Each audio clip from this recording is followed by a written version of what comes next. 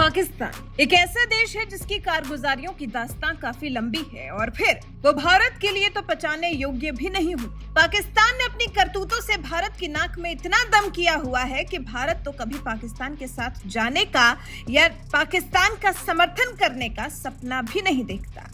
लेकिन आज एक ऐसा मौका पड़ा है जब भारत ने पाकिस्तान का खुले तौर पर समर्थन कर दिया है। पाकिस्तान के एक प्रस्ताव पर भारत पूरी तरह से उसके साथ खड़ा नजर आ रहा है।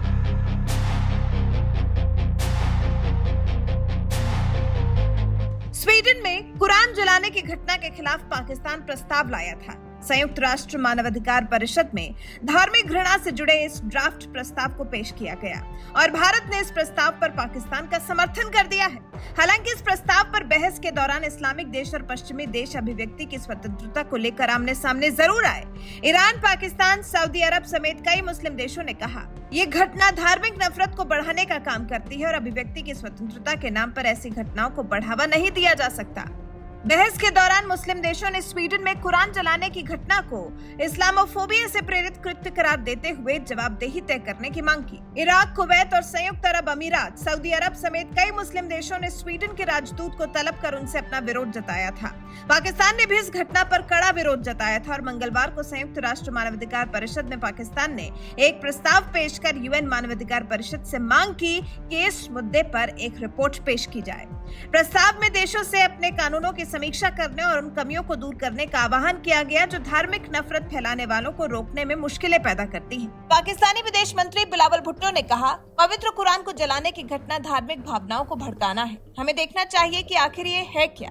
धर्म के प्रति नफरत, भेदभाव, हिंसा भड़काने की कोशिश। ये घटना सरकार की मंजूरी के बाद हुई और जलाने वाले को ये पता था कि उसे किसी तरह की सजा नहीं दी जाएगी। बिलावल की इस बात का मुस्लिम देशों ने समर्थन किया। ईरान, सऊदी अरब और इंडोनेशिया के मंत्रियों ने बिलावल भुट्टो की बातों का समर्थन किया। हालांकि इस प्रस्ताव पर मुस्लिम देशों और पश्चिमी देशों के बीच में मतभेद साफ दिखाई दिया। पश्चिमी देश इस बात से चिंतित दिखे कि अभिव्यक्ति की स्वतंत्रता और अधिकारों की सुरक्षा के रास्ते में काफी चुनौतियां हैं। पश्चिमी देशों का तर्क था कि अभिव्यक्ति की स्वतंत्रता का मतलब कभी-कभी असहनीय विचारों को सहना भी होता है।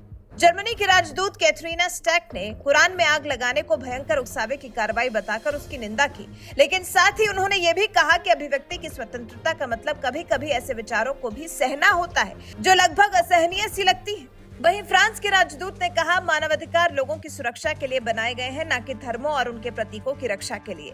वहीं संयुक्त राष्ट्र मानवाधिकार प्रमुख वोल्कर तुर्क ने कहा, मुसलमानों के साथ साथ दूसरे धर्मों या अल्पसंख्यकों के खिलाफ भड़काने वाले कृत्य अपमानजनक, गैर जिम्मेदार और गलत है।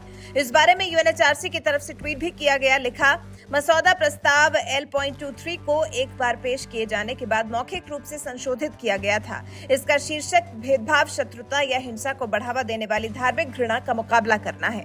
और फिर भारत ने भी तो पाकिस्तान के इस प्रस्ताव पर सहमति दे दी है, क्योंकि भारत शांति प्रिय देश है। भारत चाहता है कि हर धर्म का सम्मान किया जाए। अपने देश में भी भारत सरकार किसी से भेदभाव नहीं करने का दम भरती है। इस लोकतांत्रिक देश में सभी धर्मों की बराबर चलती है। और जब भारत ने अपने इसी आचरण के हिसाब से पाकिस्तान के लाए गए प्रस्ताव पर अपना समर्थन दिया तो पाकिस्तानी अखबार भी गदगद हो गया। पाकिस्तानी अखबार द डॉन ने प्रस्ताव पास होने को पश्चिमी देशों के लिए एक बड़ी हार करार दिया। इसके साथ ही लिखा कि यूएनएचआरसी में ओआईसी का दबदबा है। आपको बता दें, यूएनएचआरसी में कुल 47 सदस्य हैं। ओआईसी के ही सिर्फ 19 देश इसमें शामिल हैं। रॉयटर्स के मुताबिक पश्चिमी देशों के कुछ राजनयिकों ने इस प्रस्ताव का विरोध किया। चीन ने इस प्रस्ताव पर पाकिस्तान का समर्थन किया। America, UK, France, Belgium, Germany, Romania, Lithuania, Costa Rica और फिनलैंड समेत 12 देशों ने इस प्रस्ताव का विरोध किया। नेपाल समेत 7 देशों ने इस पर मतदान से परहेज किया। भारत समेत कुल 28 देशों ने इस प्रस्ताव का समर्थन किया। हालांकि सबसे ज्यादा इस प्रस्ताव पर भारत का रुख मायने रखता है, इसलिए भारत के ही रुख की सबसे ज्यादा चर्चा भी है, क्योंकि इस्लामिक देशों का संगठन ओआईसी कहां भारत के खिलाफ बयान जारी करता रहता है और कहां भारत इन्हीं देशों का कुरान जलाए जाने के मुद्दे पर समर्थन कर रहा है।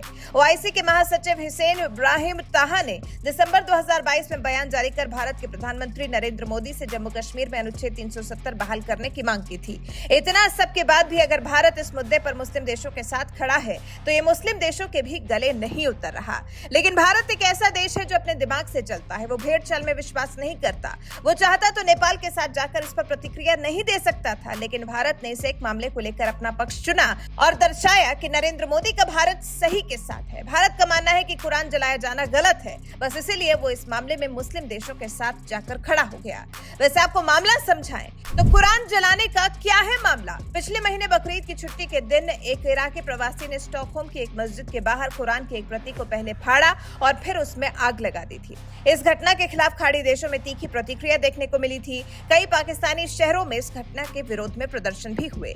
इसी तरह साल 2020 में डेनमार्क में एक धुर दक्षिणपंथी गुट ने कुरान की प्रति जलाई थी।